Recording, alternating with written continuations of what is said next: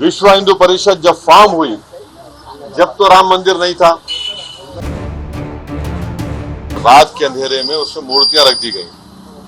मेरी मस्जिद थी, है और रहेगी। तो ये पूरा एक सिस्टमैटिक तरीके से भारत के मुसलमानों से ये बाबरी मस्जिद को छीन लिया गया।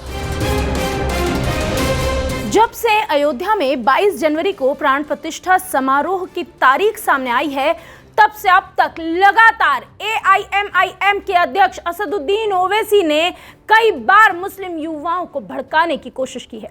हर बार भड़काऊ भाषण दिए हैं। इस बार भी ऐसा ही कुछ हुआ है। बता दें कि आयोजन को लेकर देश में सभी जाति और धर्मों के लोग उत्साहित हैं। मुस्लिम समाज ने भी इस आयोजन को शांतिपूर्वक ही नहीं बल्कि खुद इसमें शरीक होने की पहल की है। तब से ही कट्टरपंथियों को यह रास नहीं आ रहा और ना ही ये पसंद आ रहा है असदुद्दीन ओवैसी को। वो ऐसे में नाखुश हैं और बार बार वो जहर उगल रहे हैं। एक बार फिर प्राण प्रतिष्ठा के कुछ समय पहले ही, कुछ घंटों पहले ही असदुद्दीन ओवैसी ने कहा कि मुसलमानों से सिस्टमैटिक ढंग से बाबरी मस्जिद को छीना गया है। शनिवार 20 जनवरी राम जन्मभूमि मंदिर प्राण प्रतिष्ठा के फैसले को उन्होंने चुनौती दी। उन्होंने दावा किया कि जब जीबी पंत चीफ मिनिस्टर थे तो उस जगह पर 500 साल तक मुसलमान नमाजें पढ़े। कांग्रेस के जीबी पंत मुख्यमंत्री थे। रात के अंधेरे में उसमें मूर्तियां रख दी गई। मेरी मस्जिद थी, है और रहेगी। उन्होंने मूर्तियां नहीं निकाले। और फिर वहां पे कलेक्टर थे जिनका नाम था नायर। नायर साहब मस्जिद बंद करा के वहां पर पूजा शुरू कर दिए। और 1950s में नायर साहब जनसंघ के पहले मेंबर ऑफ पार्लियामेंट बने। फिर 1986 में लॉक्स खोले गए, बगैर मुसलमानों को सुने। बूटा सिंह शिलान्यास कर दिए। 6 दिसंबर 1992 को सुप्रीम कोर्ट को ये वादा करके बीजेपी संघ परिवार बाबरी मस्जिद को डिमोलिश कर दिए, शहीद कर दिए। और बीजेपी के पास ये मुद्दा कब आया आपको मालूम? आप लोग मालूम बीजेपी कब उठाई? 1989 में पालनपुर में बीजेपी रेजोल्यूशन पास करी। विश्व हिंदू परिषद जब फॉर्म हुई, जब तो राम मंदिर नहीं था। महात्मा गांधी बोले क्या?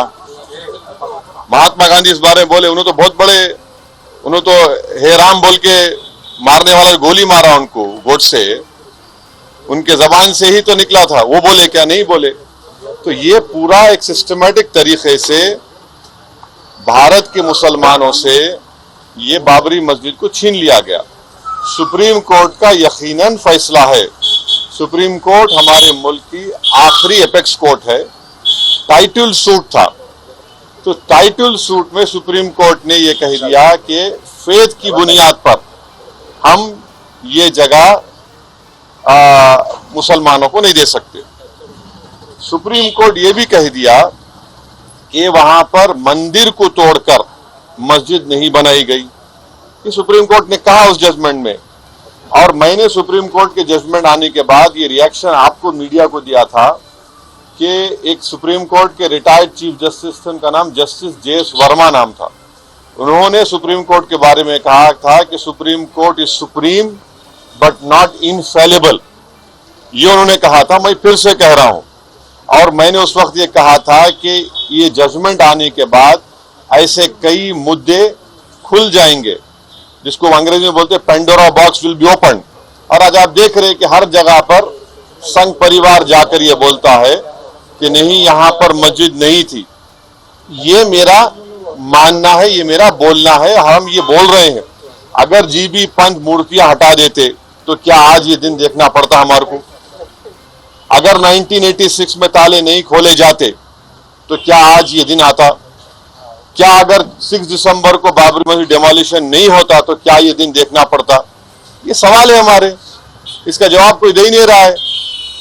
राम मंदिर की प्राण प्रतिष्ठा समारोह अब नजदीक है। ऐसे में जो हिंदू मुस्लिम हर धर्म के लोग हैं वो मिलकर भगवान श्री राम के आगमन की तैयारियां कर रहा है और उनके आगमन से बेहद प्रसन्न है। लेकिन बार बार लगातार इसे राजनीतिक रंग दिया जा रहा है। एक बार फिर से असदुद्दीन ओवैसी ने इस तरह से जहर उगला है। इसके पहले भी उन्होंने मुस्लिम युवकों को भड़काते हुए ये कहा था कि अलर्ट रहो। इसके पहले ये कहा था कि 500 सालों तक जिस जमीन पर तुमने सजदा किया वो तुमसे छीन ली गई, और एक बार फिर उन्होंने पत्रकारों के सामने इस तरह का बयान दिया है।